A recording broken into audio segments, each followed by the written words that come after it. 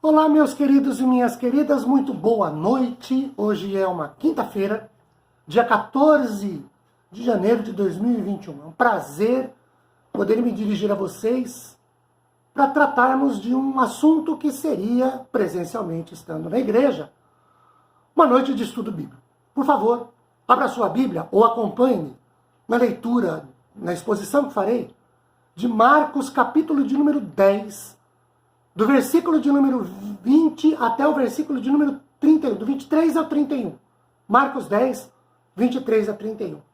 Esse texto, queridos, ele tem dois paralelos. No texto de Mateus 19, do 23 ao 30, e também Lucas 18, do 24 ao 30 também. Nestes dizeres, tanto Mateus, Marcos, Lucas, a gente escolhe Marcos, porque ele é um evangelho mais objetivo. Né? Ele é mais curtinho, mais objetivo, então por questão de economia de tempo, a gente se baseia em Marcos, mas cita, evidentemente, os outros paralelos.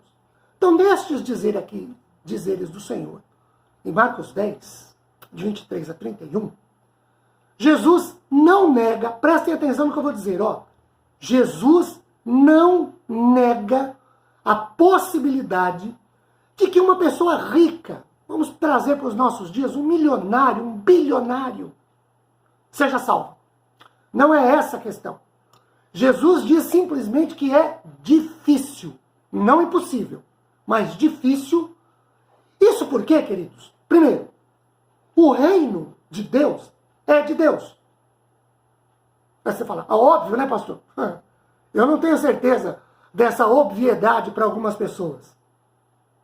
Segundo, ele é um reino espiritual, que é composto pelo povo de Deus, salvo, lavado, remido no sangue do Cordeiro e regenerado pelo Espírito Santo. E aí, uma pessoa rica, milionária, bilhardária, ela tem muitas dificuldades em aceitar isso.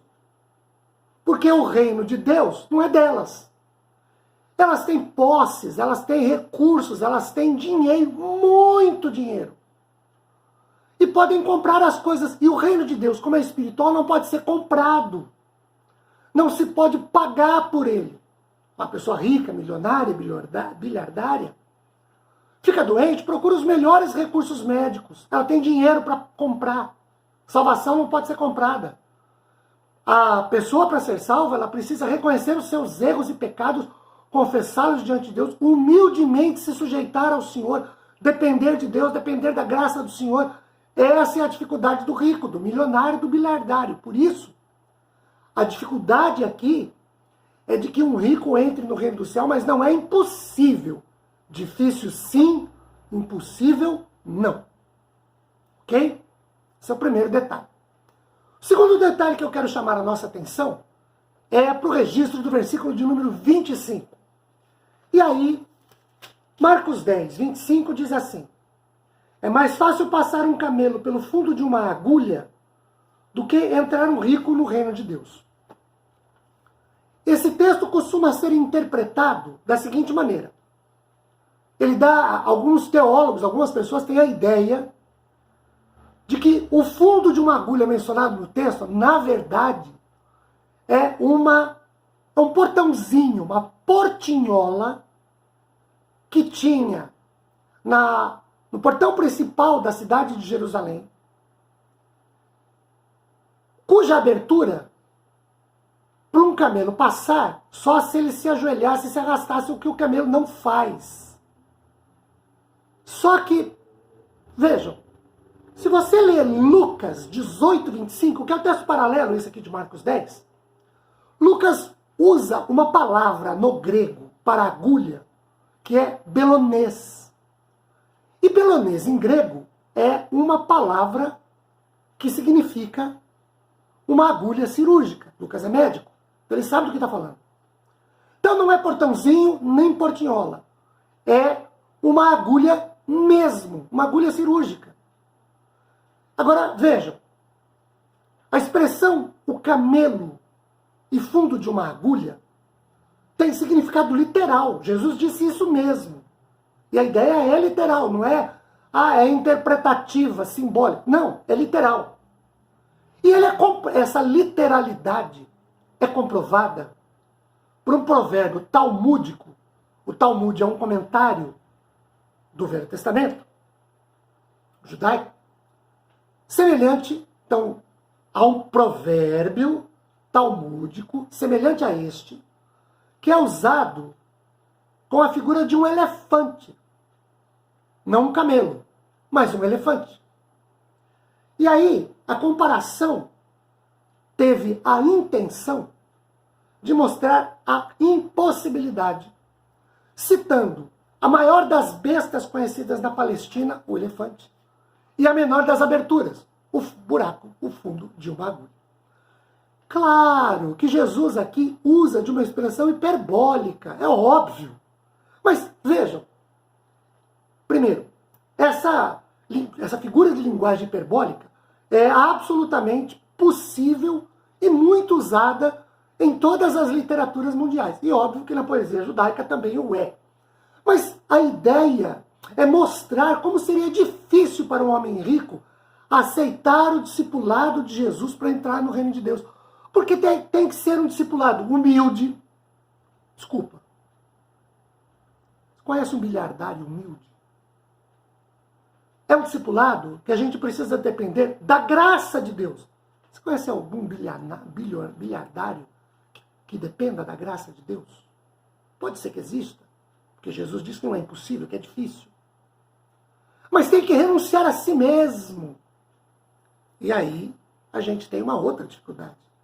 O rico não está acostumado a renunciar, a abrir mão. Ele paga, ele compra, ele pode. Olhem os versículos 29 e 30, quando dizem o seguinte, 29. Tornou Jesus: em verdade vos digo que ninguém há que tenha deixado casa, ou irmãos, ou irmãs, ou mãe, ou pai, ou filhos, ou campos, por amor de mim, e por amor do Evangelho, que não receba, já no presente, o cêntuplo de casas, irmãos, irmãs, mães, filhos e campos, com perseguições, e no mundo por vir, a vida eterna. Nós precisamos chamar aqui a nossa atenção para alguns detalhes. O primeiro deles. A expressão em verdade introduz uma declaração de solene certeza. Os itens aqui enumerados, depois da palavra cêntuplo, podem ser tomados de duas formas. A primeira, literalmente. E a segunda, figuradamente. Literalmente, refere-se a coisas tais como muitas casas que se abririam para os servos de Deus e muitos novos amigos e irmãos fariam parte da família de Deus, como diz Efésios. E aí, não é que por aceitar o Evangelho, por me relacionar com Deus, eu terei 100 outros irmãos sanguíneos. Não é isso que o texto fala. Figurativamente descreve as muitas bênçãos espirituais que o Senhor amontoa sobre aqueles que o seguem sacrificialmente. O segundo detalhe que eu quero chamar a atenção é que o recebimento dessas bênçãos todas, casas, então, por causa do Evangelho, eu fui abandonado pela minha família. Por causa do Evangelho, o que acontece, infelizmente, em alguns países cuja religião oficial é uma outra, como já aconteceu no Oriente e ainda acontece no Oriente. Eu aceito o Evangelho. Países do bloco socialista, comunista, apesar de ter isso mudado em alguns aspectos, mas ainda isso mantém. Religiões muçulmanas, países de religião muçulmana, quando alguém aceita Cristo como seu Salvador, a família acaba expulsando-o de casa. Jesus diz, essa pessoa receberá outras 100 casas, porque outros cristãos o acolherão. Isso vale para irmãos, vale para família, vale para trabalho, vale para a vida. É disso que o texto está falando. Mas o segundo detalhe que eu quero chamar é que o recebimento dessas outras bênçãos, outros irmãos, outras mães, outros pais, outras casas, outros trabalhos, vem com perseguição. Então, não é uma coisa assim dizendo, olha, se você aceitar o evangelho, você vai ter 100 vezes mais do que você tem hoje. Isso você pode ter, mas é com perseguição. Então, essa palavra perseguição é muito importante. E a terceira coisa que eu quero chamar a atenção é para a expressão do verso 30, o mundo por vir. Porque, queridos, na língua original, aqui em grego, é a próxima dispensação. E ela se refere ao estado, profeticamente, ao estado eterno que será introduzido com a segunda vinda de Jesus, a segunda vinda do Messias. Então, resumindo, primeiro, o texto não fala da impossibilidade de um rico, milionário, bilhardário entrar no reino de Deus. Fala da dificuldade. Segundo, o buraco do fundo na agulha, para o camelo passar, não é portãozinho nem portiola lá. É uma agulha cirúrgica. Belonês, em grego. E terceiro, a gente recebe, ou pode receber, 100 vezes o que a gente tem aqui, com perseguição e por causa do reino. Não é uma troca que fazemos. Esta é a palavra que eu quero deixar com os nossos corações na noite de hoje. Deus nos abençoe, fiquemos na paz do Senhor, sejamos consolados e confortados pelo seu Santo Espírito. Amém.